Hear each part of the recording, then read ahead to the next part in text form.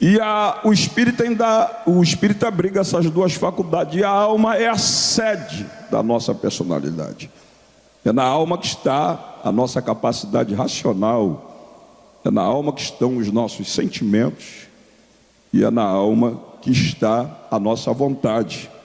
Então, os três atributos que retratam que você é uma pessoa, que eu sou uma pessoa, é razão, sentimento e vontade. Isso nos torna iguais a Deus. Nós não somos iguais a Deus no aspecto físico, porque Deus é espírito. E até não conhecemos a forma corpórea de um espírito. A gente sabe que para ajudar João, Deus teve que fazer o Espírito Santo tomar forma corpórea de uma pomba. Porque João identificaria Jesus ao posar sobre ele o Espírito Santo. E João ficou em mais lençóis, ficou imaginando, como é que eu vou ver um espírito? Que não dá para ver, apalpar, sentir, etc. Aí Deus falou, calma, eu vou te ajudar.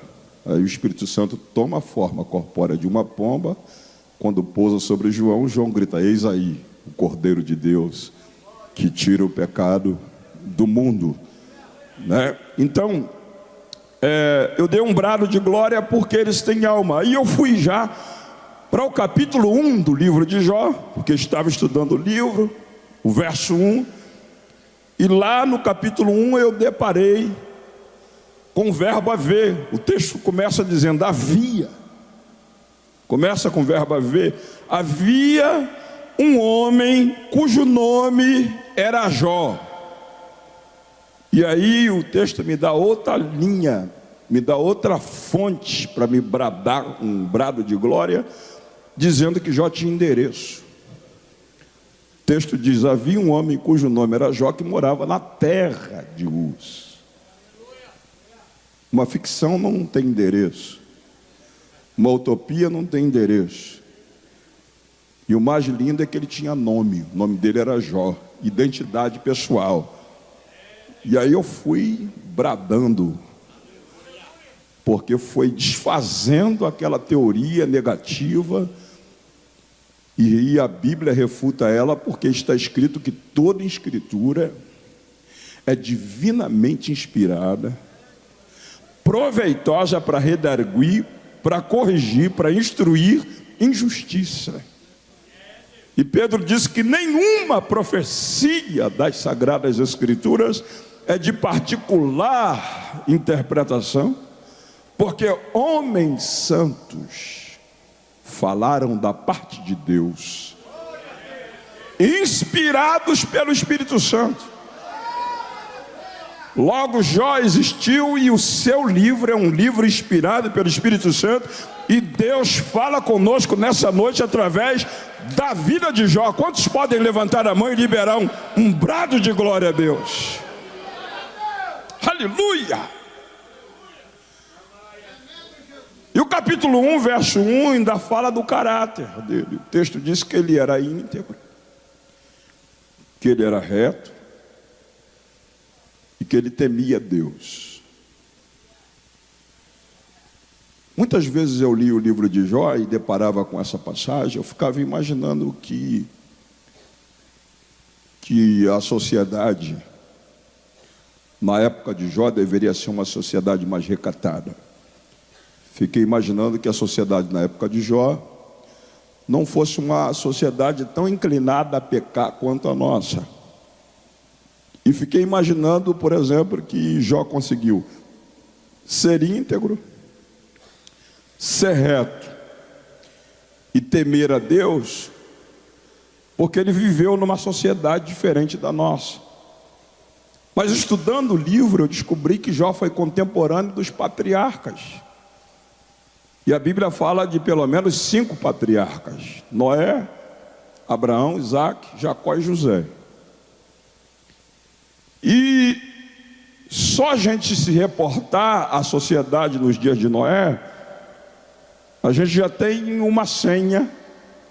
Como é que era a postura da sociedade diante de Deus? Por exemplo, hoje o Espírito Santo veio para convencer o homem do pecado, da justiça e do juízo. E a Bíblia diz que o Espírito Santo, ele nos ensina as Escrituras, ele nos faz lembrar as Escrituras, ele nos guia na verdade. E é interessante que ela, se retratando ao Espírito Santo, ela diz assim para mim e para você: olha, quando ouvirdes a voz do Espírito Santo, não endureçais o vosso coração. Ela diz: não extinguis, não apagueis o Espírito Santo da vossa vida. Ela diz: não endureçais o vosso coração para o Espírito Santo, porque é Ele que vai tirar a gente para encontrar o noivo nos ares. De maneira que eu fiquei pensando entre a nossa sociedade hoje e a sociedade na época de Noé, que foi um patriarca, e Jó era contemporâneo dos patriarcas. Aí fiquei imaginando que nos dias de Noé, a sociedade era muito mais pecaminosa do que nos nossos dias. Aí você pergunta: como, pastor? Está escrito: o meu espírito não contenderá para sempre com o espírito humano, porque a imaginação do seu coração é continuamente má. Por exemplo, hoje o Espírito Santo convence do pecado, da justiça e do juízo, e somos advertidos: ao ouvirdes a voz dele, não endureceu o coração. E para a igreja está cheia de textos dizendo: quem tem ouvido, ouça o que o Espírito diz às igrejas. Então o Espírito Santo hoje fala conosco, e é interessante a gente olhar nas Escrituras que na criação o Pai escolheu a águia para representá-lo, e Jesus escolheu a galinha. Jesus diz: ó Jerusalém, Jerusalém, eu quis vos abrigar debaixo das minhas asas, como a galinha abriga os seus pintinhos. E o Espírito Santo é representado na pomba, porque a pomba, o Espírito pousou sobre Cristo em forma corpórea de uma pomba. Aí são 3 aves: a águia, a galinha e a pomba. Alguém ousou matar uma águia e descobriu que a águia tem bolsa de fel. Alguém ousou matar uma galinha e descobriu que a galinha tem bolsa de fel.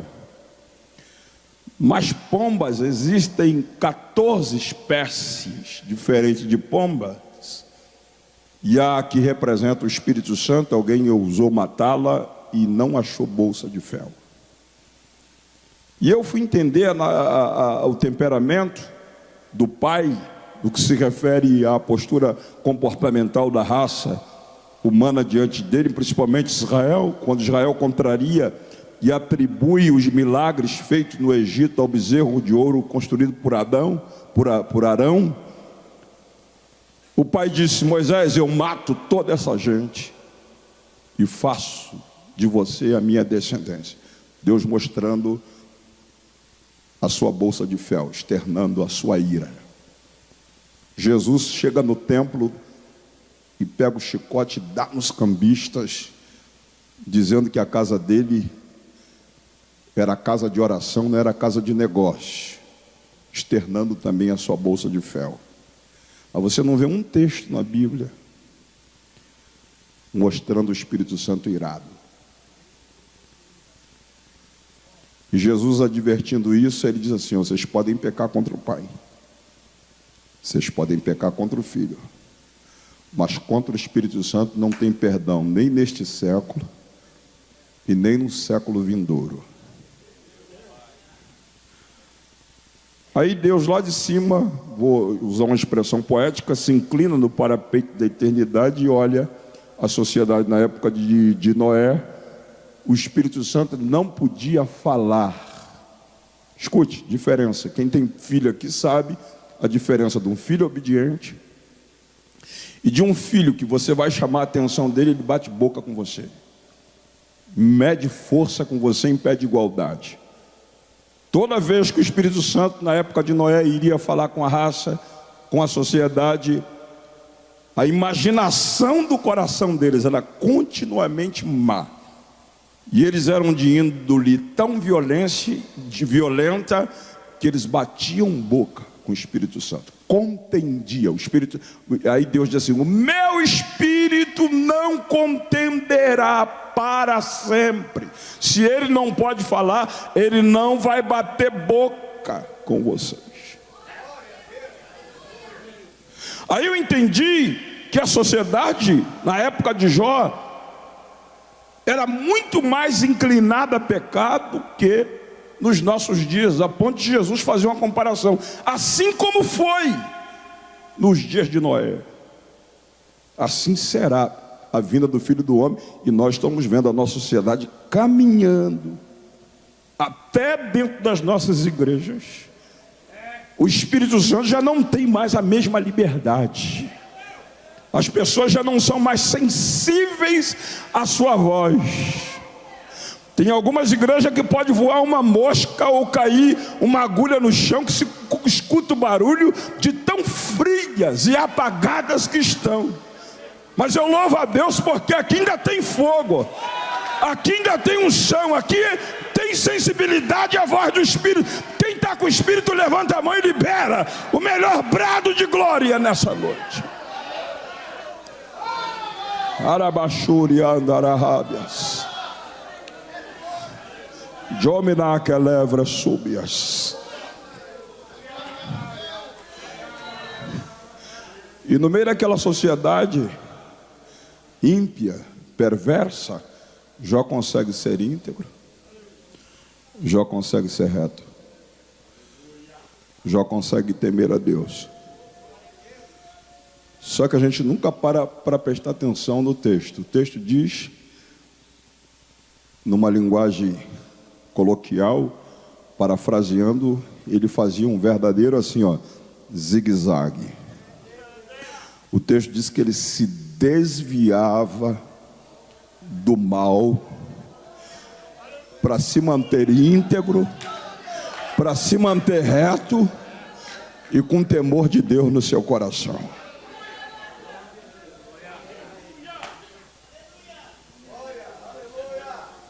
Aí diante disso, o capítulo 1, verso 6 diz que os filhos de Deus vieram apresentar-se diante de Deus. Deus tem 5 classes de filhos na Bíblia. Deus tem filho por formação, Adão feito pela própria mão dele. Deus tem filho por eleição, Israel é a menina dos olhos dele, é a nação eleita. Deus tem filho por adoção, que somos nós. Veio para os que eram seus, os seus não receberam, mas todos quanto receberam foram lhe dado poder de serem filhos de Deus. Logo, eu e você não somos forasteiros, nós não somos estrangeiros, nós somos concidadão do santo, nós somos da família de Deus e temos liberdade de entrar aqui e clamar Abba. Nós temos liberdade de dizer: Paizinho, cheguei para te adorar, para te bendizer. Filho por formação, Adão. Filho por eleição, Israel. Filho por adoção, a igreja. Jesus, filho por geração. Jesus nunca teve princípio e nem fim. Ele é de eternidade a eternidade, ele é o que é. E fora dele não há outro digno de honra, digno de glória, digno de louvor e digno de adoração. Ele é da mesma essência do Pai, ele saiu do Pai. De maneira que o Pai é onipotente, ele é onipotente. O Pai é onipresente, ele é onipresente. O Pai é onisciente, ele é onisciente. Ele é filho por geração. Aí eu perguntei para Deus, e aqui? Jó 1:6. Quando diz, os filhos de Deus vieram apresentar-se perante Deus. Aí Deus me fez saber que Jó 1:6, os filhos ali são os anjos, que são filho por criação.